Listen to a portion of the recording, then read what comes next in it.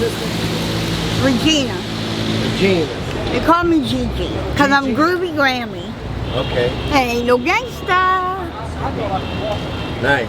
Well, you got that grandmother vibe about you, right?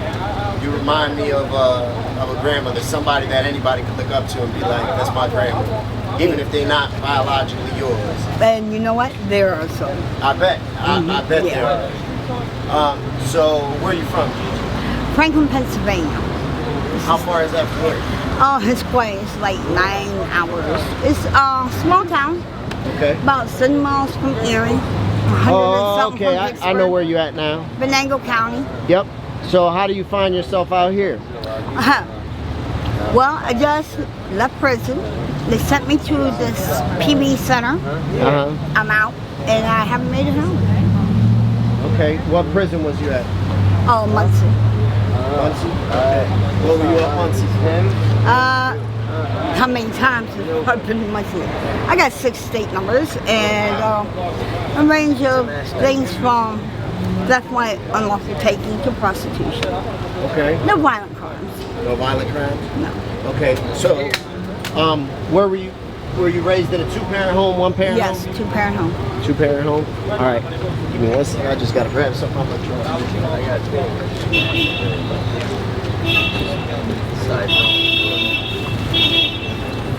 Can you give me the wipes? Oh, you can. Yeah.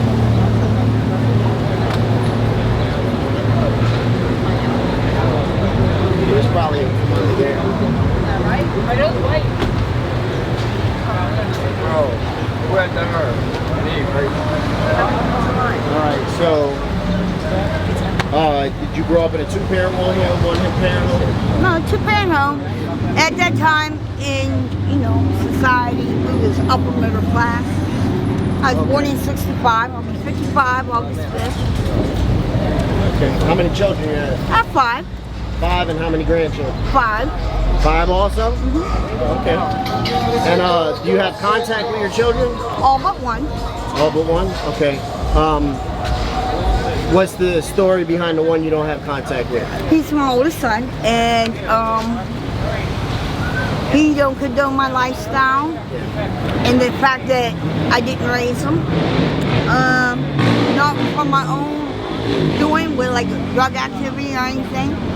My sister was born male, female, and my mother put money to take my first 2 children from me, and they used my mental health and the fact that I was kidnapped at 15, and some suicide attempts against me, and of course one judge in that small town gave her primary care. Well, of course I lost it. I had a nervous breakdown. What type of mental health issues do you struggle with? PTSD, acute PTSD, bipolar. Okay. I also struggle with PTSD, so I know that's... You was in service? No, I got it. I had to identify my mother's body when I was younger, so... Yeah, that would do it. Recurring nightmares. Me too. That's what it is. I mean, it's getting ready to be the 40th anniversary of my kidnapping, so it's pretty active right now. Okay. So, tell me a little bit about the kidnapping. Well, I was 14, I started babysitting for my mother's friend's daughter. Well, they sold like keys and like bars. Drug house? Well, not drug house. They was the suppliers. And I babysat for them. Well, I didn't know that there's other things involved. And they sent me to Atlantic City with 350 Pennsylvania blank license. And so what were you doing? Were you going on a drug run? no, I was taking these licenses to Atlantic City. And I didn't know, I know now, that was the overlay for the underlay for me to get drugs and take me to New York City. Oh, so they had it set up the whole time. Yes. They was just doing that, but the whole time they was taking you to New York. Right. I woke up in New York City. Like a human trafficking situation? Absolutely. Okay. Tell me about what happened. I blocked out quite a bit. But basically, there was like 9 of us, and we would go to 9 women? Yeah, go to whorehouses or in exchange. You know what I mean? Yeah. And yeah, it was bad. Since the only thing I knew about prostitution back then was Starsky had Beretta. Yeah, You know what I mean? TV. Very naive. And how old were you? What was happened 8 days after my 15th birthday. Wow. After your 15th birthday? So you was just a child. August 13th, 1980.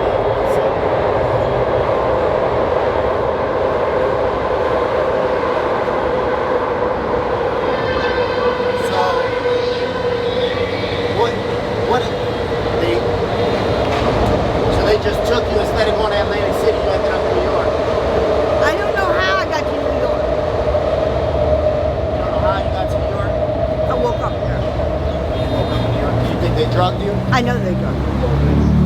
And then when I was up there, I guess, their patrol tactic was the heroin.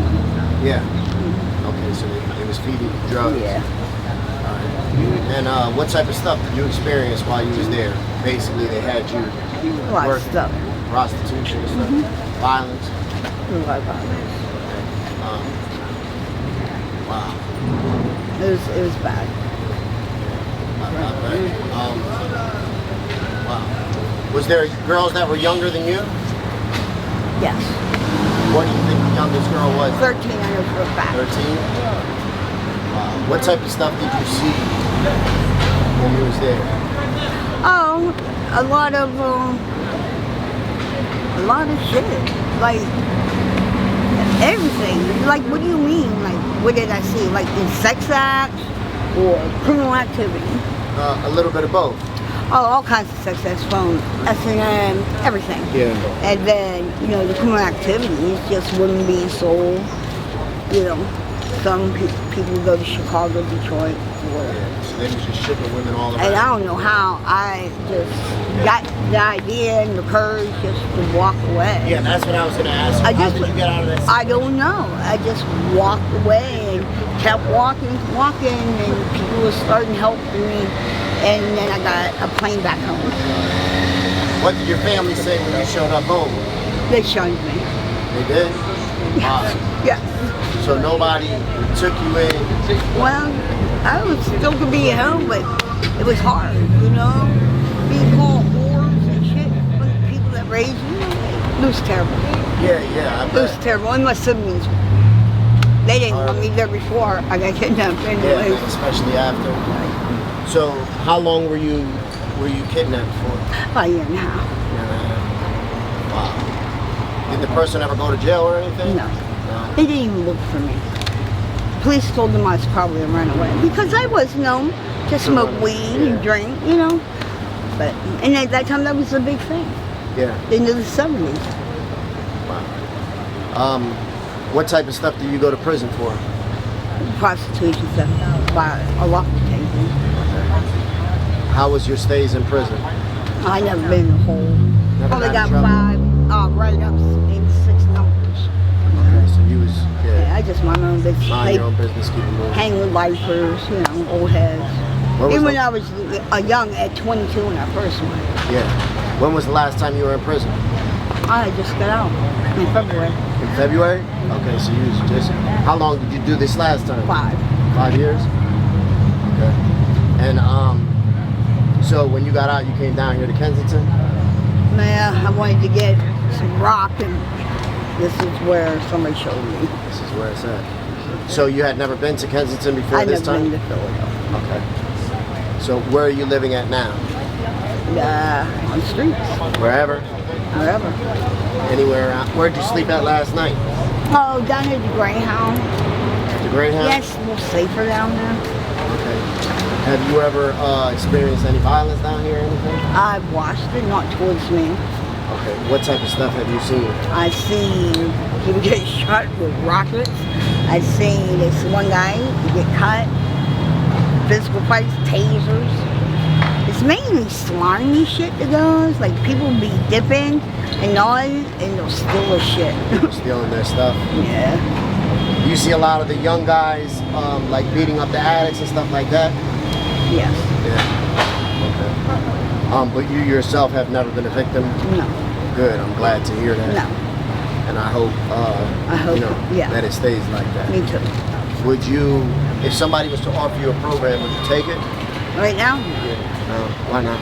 Because I don't want to. You just don't want to go? Not Actually, I escaped this place for like 10 days and went to a recovery house. Okay. And that was worse than here.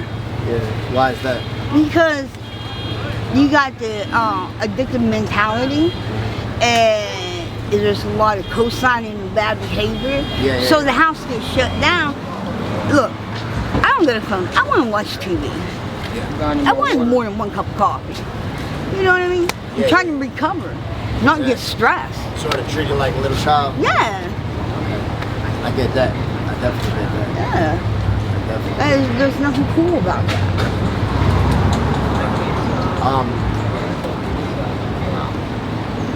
So do you have any goals or anything that you'd like to achieve? Oh yeah, I'm waiting for this money. That's why I was at Greyhound. I was waiting for this unemployment money to hit my car so I can get a bus out of here. And where are you going to go when you leave here? Probably Erie. Erie? Yeah. Who are you going to stay with when you get out there? Oh, I have a friend there, and then my kids is real close. And I'll just give Casey money to come up and bring the baby, so. I got a good new granddaughter, I haven't seen her. You still keep in contact with them? Oh, yeah. Okay. You have any questions for me? What are you doing with us? I do this because I used to be out here that night. So I'd come down here before COVID. I would come down and we would do haircuts, and you see me give out food and clothing and stuff like that, and just try to check on people, let them know they're not forgotten about. Right. And you know that you can recover. You know, Right, just try to come out and spread love, because I needed that in my life, you know. So hopefully maybe by us coming out here and spending some time with y'all, maybe somebody can turn their life around. Right. So this is just one interview and that's it? No. I come out here. I'm out here every Monday. And you keep doing the same people? No. Different people. Okay. Sometimes we'll do the same. We'll do updates and stuff. Because I heard there's somebody that's doing an ongoing story. Yeah. Well, that's sort of what it's like. You know, some people, you know, they tell their story. You know, they got 5 or 6 different times that I've interviewed them. You know, we come out here. We just got this trailer today where we're gonna hook up a shower in here. Oh, that's so people cool. can take showers and things like that. You know.